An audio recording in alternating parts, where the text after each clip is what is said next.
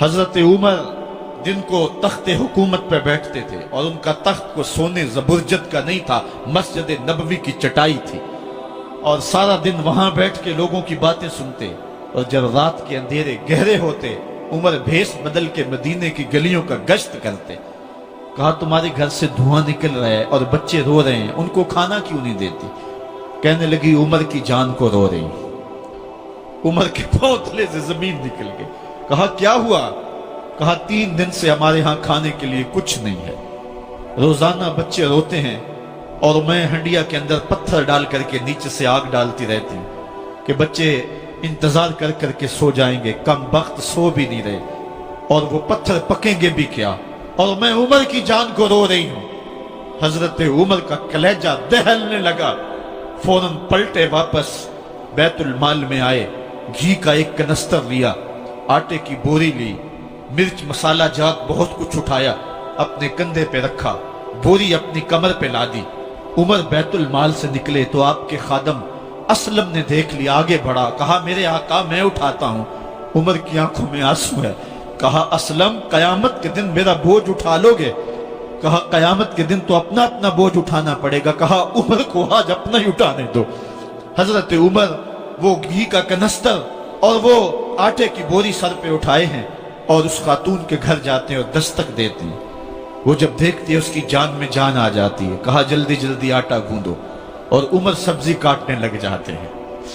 हजरत उमर रज़ी अल्लाह ताला अन्हो सब्जी तैयार कर देते, उधर आटा गूंद जाता है और फिर ऊपर चूल्हा रखा जाता है, चूल्हे के अंदर आग रखी जाती है, वो खाना पकाने लगती है, आग बुझती है। तारीख ने लिखा है आग बुझने लगती है, उमर झुक करके फूंके मारता है।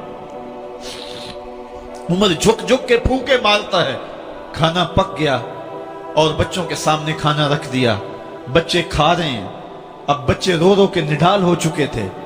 हजरत उमर अपने हाथों को और अपने घुटनों को और अपने पांव को जमीन पे लगा के, जिस तरह बकरी का बच्चा चलता है वेड़े के अंदर, कभी इधर चलते हैं कभी इधर चलते हैं, ताकि बच्चे मुझे देख के खुश हों और दिल में कहते उमर जितना रुलाया है अब इतना हंसाना भी पड़ेगा। तो कभी उमर अमीरुल मोमिनीन, ये मैं किसी आज के जो है वो लोगों के वोटों पे मुंतखब होने वाले हुक्मरान की कहानी नहीं सुना रहा, मैं उस उमर की कहानी सुना रहा हूं जो 23 लाख मुरब्बा मील का हुक्मरान है, आधी दुनिया का बादशाह है। हजरत उमर जो है जिस तरह बकरी का बच्चा चलता है, इस तरह अपने हाथ और अपने घुटने जमीन पे टेक करके जो है वो इस तरह चलते हैं। बच्चे उमर को देख के मुस्कुराते हैं। जब बच्चे मुस्कुराने लगे तो हजरत उमर ने उस खातून से कहा बुढ़िया उमर को माफ कर दे। उसने कहा तू इतनी हमदर्दी क्यों करता है? कहा उमर बेचारा बड़ा फंसा हुआ है, फिक्र है उसको यरमूक को, फुस्तात हुलवान की, जब फतह है मिस्र तो तैयारी है ईरान की, आते जाते वफद से मुलाकात भी करता होगा और शब को मालूम हालात भी करता होगा, कांटों में उलझी हुई बेचारे की जान है, नींद उसको भी आती है, आखिर वो इंसान है, मेरी बहन उमर को माफ कर दे। उसने कहा नाना उमर की बात मेरे सामने न कर, कयामत का दिन होगा, उमर का गिरेबान होगा और मेरा हाथ होगा। जब उसने ये बात कही तो उमर बर्दाश्त न कर सके, बच्चों की तरह बिलक बिलक कर रोने लगे। कहा वो बदनसीब उमर तेरे सामने है, आज ही कहला जो कहना है, कयामत के दिन मुझे माफ रखना। उसने कहा तू उमर है? कहा बदनसीब उमर तेरे सामने खड़ा हूं। मेरे उमर कहते हैं अगर दजला के किनारे एक बकरी का बच्चा भी प्यासा मर गया उसका हिसाब भी उमर से लिया जाएगा। हजरत उमर निकले यरूशलेम में, एक ऊंट है एक गुलाम है, कभी वो सवार होता है कभी आप बारी मुकर्रर की है। जब करीब पहुंचे यरूशलेम के तो उमर की बारी नकेल पकड़ने की और गुलाम की बारी ऊपर सवार होने की आ गई। गुलाम ने कहा आका मैं मर्जी से अपनी बारी छोड़ता हूं, आप आ जाएं, दुश्मनों के मफतूहा इलाके में आ रहे हैं, ताजा ताजा इलाका फतह हुआ है, इस्लाम की शान व शौकत जाहिर हो। उमर ने कहा इस्लाम की शान व शौकत ऐसे जाहिर नहीं होती है, अपनी बारी पे तुम बैठोगे, अपनी बारी पे मैं बैठूंगा। लोग मुंतजर खड़े हैं, दूर से जब देखा कहा इसकी हैबत से कांपते थे हम, ये तो कोई हबशी लगता है, रंग काला है, होंठ मोटे हैं, इससे तो ज्यादा हसीन इसका गुलाम है जो आगे आगे चल रहा है। حضرت ابو عبیدہ نے کہا دھوکہ کھا رہے ہو، ہمارا آقا وہ نہیں ہے جو اونٹنی کے اوپر سوار ہے، ہمارا آقا وہ ہے جو لگام تھامے آگے آگے چل رہا ہے۔